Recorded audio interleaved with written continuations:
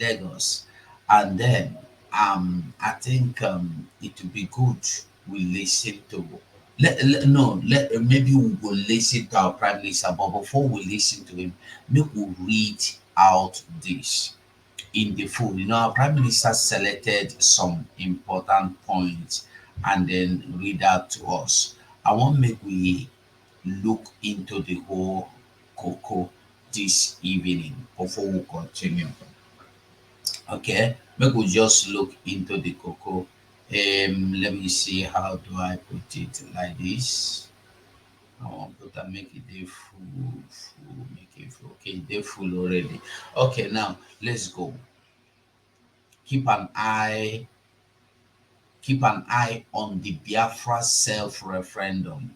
This is an organization or international magazine that went directly in Biafra land. This is waiting me. I don't dey cry for since. Make you go find out from the indigenous people what did these people want.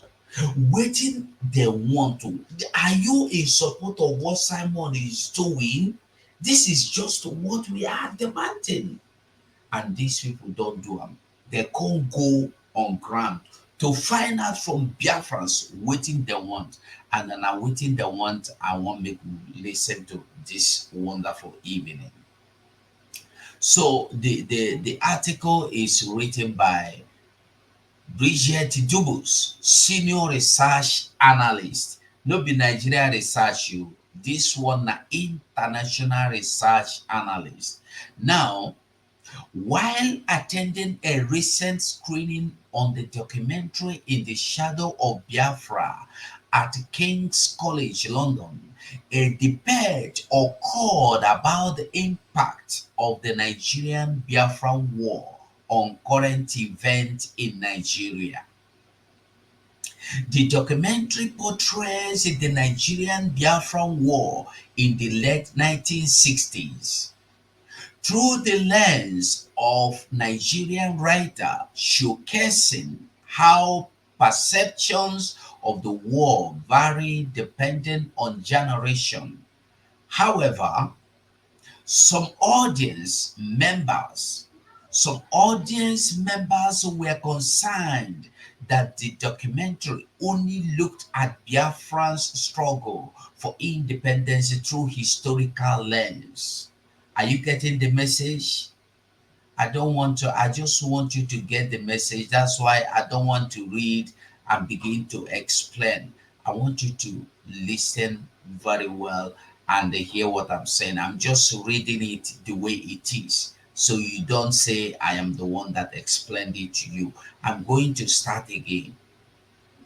While attending recent screening of the documentary In the Shadow of Biafra at King's College, London, a debate occurred about the impact of the Nigerian Biafran War on current events in Nigeria. One, the documentary portrays the Nigerian Biafran War in the late 1960s through the lens of Nigerian writers, showcasing how perceptions of war varies depending on generations.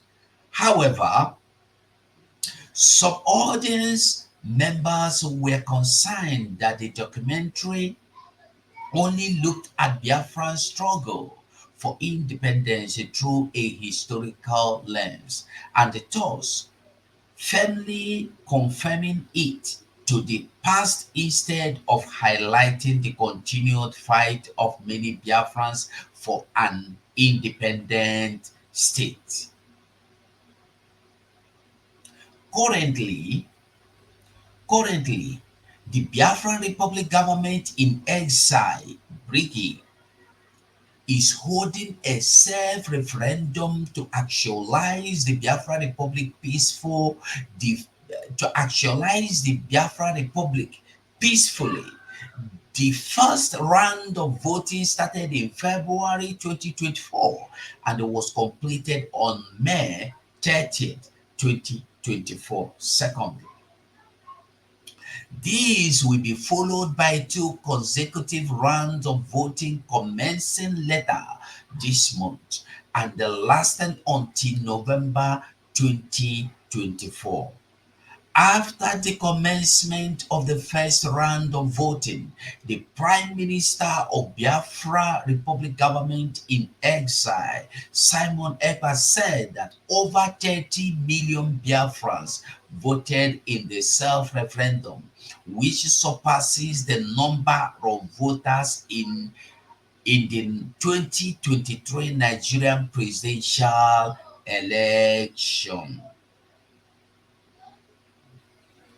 Ekpa also announced that restoration of the independent state of Biafra would take place following the completion of the third round of voting autumn in the autumn, that is before the main code.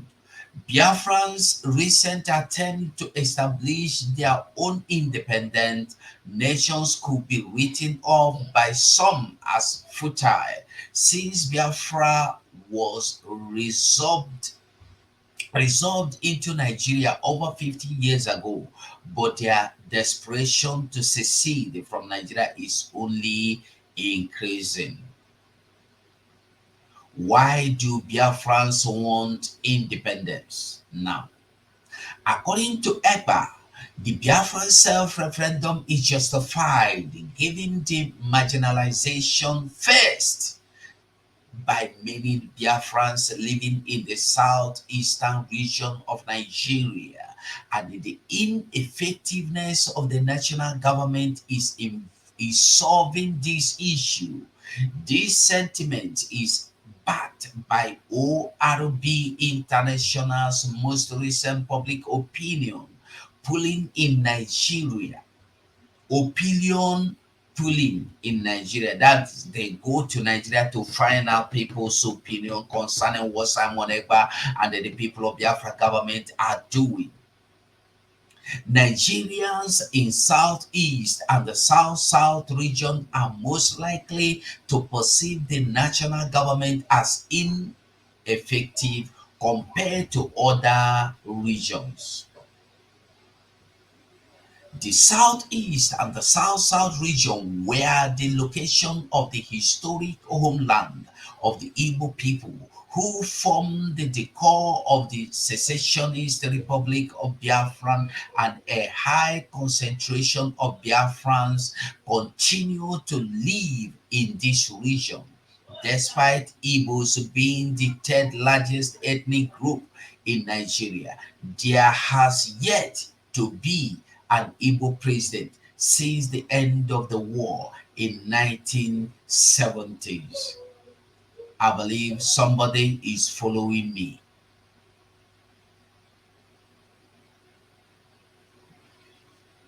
Leading to a feeling of marginalization among the Igbo people. It's not only marginalization, it's minors. We have been minors. This is what people don't even understand. We are minors today. Beyond ethnic marginalization, Biafra Republic government in exile has cited increased threat of insecurity as justification for the self-referendum.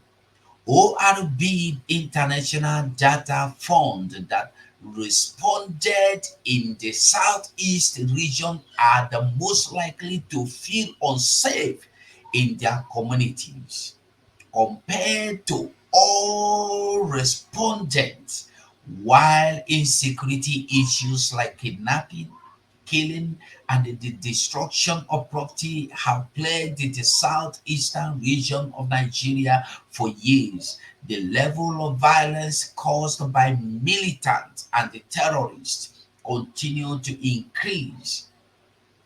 The national government has been unable to curb the increasing violence in the region. Are you getting it? This increasing threat of violence, coupled with the ethnic marginalization of the Igbo people living in the region, could be a current trigger for why Biafrans want to secede from Nigeria.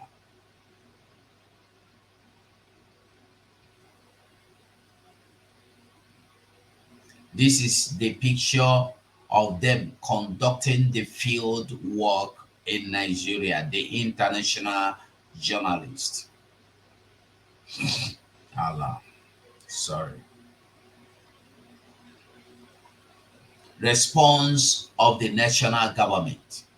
Why the Nigerian national government has not commented on the Biafran self-referendum in January 2024, Abuja reaffirmed its opposition to any separatist activities. While citing the One China policy, the policy refers to China's position that there is only one Chinese government, wherein Taiwan is a province of China rather than a separate country and the government. Although the government did not link its opposition to Taiwanese separatist movement with the Biafran self-referendum, several Nigerian social media users discussed the link between the two separatist movements. Based on Based on this, it is likely the link. It is likely the Nigerian government will support the result of the self-referendum and the subsequent restoration of the independent state of Biafra. Given this data, it is unclear whether the Nigerian government response to the result of self-referendum will be through political statement or escalate to a military confrontation. Therefore, it will be important to keep an eye on Biafra over the coming months.